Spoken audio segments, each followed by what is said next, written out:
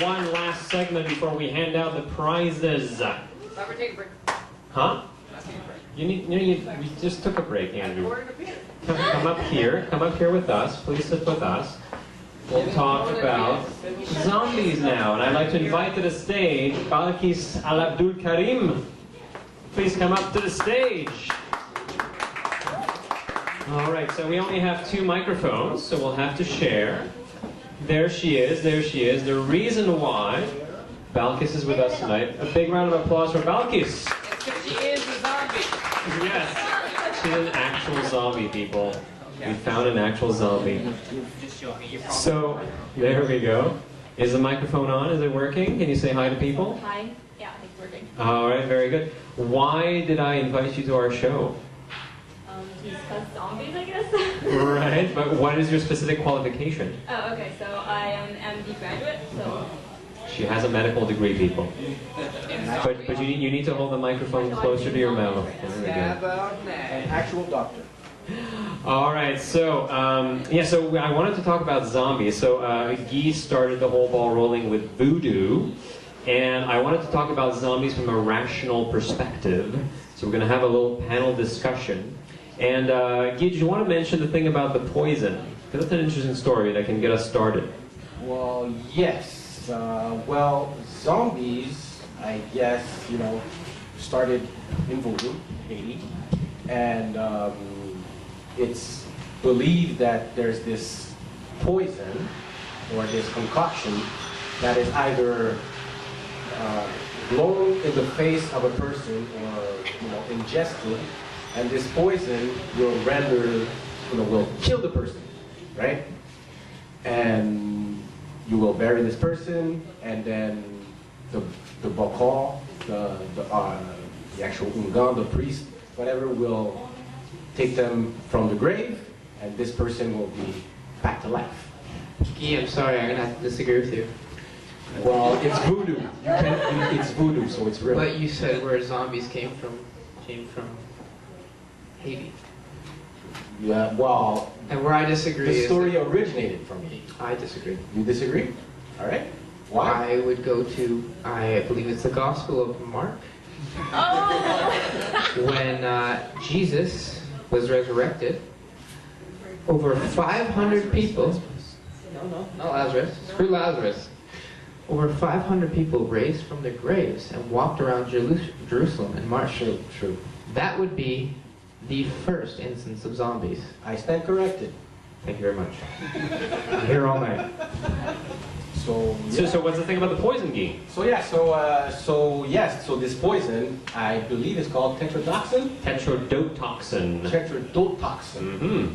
So, like I said, this poison is administered either to the skin or ingested, and this poison will, and I'm actually explaining it because when they do it in voodoo, you just think a person is dead, you don't know how, you don't know why, and you might see the person walking around, afterwards, but you don't know how, So that's pretty much how zombies are created. So, From my knowledge. right, Balkis, does this make sense to you? Well, definitely not, since it causes numbness and paralysis and death, and nothing else. Are you saying I'm wrong? She's saying that voodoo is wrong. Please elaborate.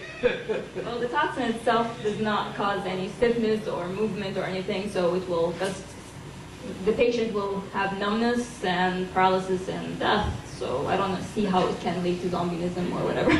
Well, are you saying the people are lying? Because it's all over It all makes sense, right? I've got a real question. After they die, that's when they become zombies. So prove that. Okay, so after they die, let's say the heart stops pumping or whatever, so 4 to 6 minutes, your nerve cells are dead. And how do you move your muscles? Magic. If you're hungry for brains, there's a potential that maybe your muscles will move in the quest for brains. Getting Answer back that one. Yeah, that's not going to happen. But Kind of hard to argue with that. But okay. going back to that famous toxin that was proposed as an explanation for how we can create zombies, where does it come from, this tetrodotoxin? You know something. Go ahead. It's a concoction from Uh-huh. blowfish Uh-huh. and bones, and I don't know, this is the voodoo concoction that I saw, but I think basically it's from that blowfish. Yeah, it's also known as a pufferfish. I did a little bit of research on this. It's a neurotoxin, but what the funny thing is that the fish does not produce a toxin. There's no actual proof that I could find, but the best hypothesis is that it is ingested through microorganisms. So the fish is eating those microorganisms which are producing this toxin, and the fish has developed a natural resistance to the toxin. And the toxin accumulates in the liver, the visceral organs, and the skin of the pufferfish. It's also known as fugu. It is a Japanese delicacy, which has to be very, very carefully prepared, because otherwise you do get a little bit of tetrodotoxin with your meal. The pufferfish is not the only animal that carries this toxin. It can also be found in certain frogs, salamanders, and octopus. I wouldn't know because the doctor here said What did she say? once you ingest it, you're saying they have no motor function? What I could find was weakness. Numbness. Yeah, dizziness. What is paresthesia? Not feeling anything. There you go, so numbness. Or tingling sometimes, nausea, loss of reflexes. That's after like they wake up, or? After, no, when Those are they the early die, they symptoms. die. Okay. Before they die from this, Is those this are the early something symptoms. Cialis can fix? So that's how you create zombies. First you give them tetrodotoxin, then you give them Cialis, and they raise from the dead. They raise all right. They rise all right. Yeah, and the sorry thing is that there's no good treatment for pufferfish poisoning, right? I mean, I think some people will recommend activated charcoal, which you would give if somebody ingested something really bad to sort of absorb the thing, but there's no good treatment for this. The toxin is not found in pufferfish that are bred in captivity, which again reinforces the idea that they really pick this up in microorganisms in the ocean. Something for Andrew here, there might have been a reference to the pufferfish toxin in the Bible.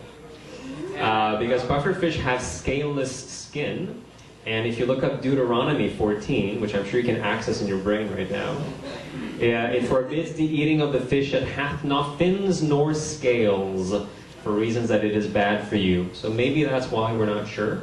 There was also, again, another thing for Andrew, there was a carving on the tomb of Pharaoh T, 2700 BCE, of a pufferfish with symbols for harmful poison. So it seems that even ancient Egyptians knew that this fish was no good for them.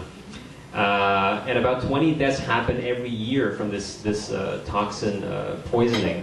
There we go.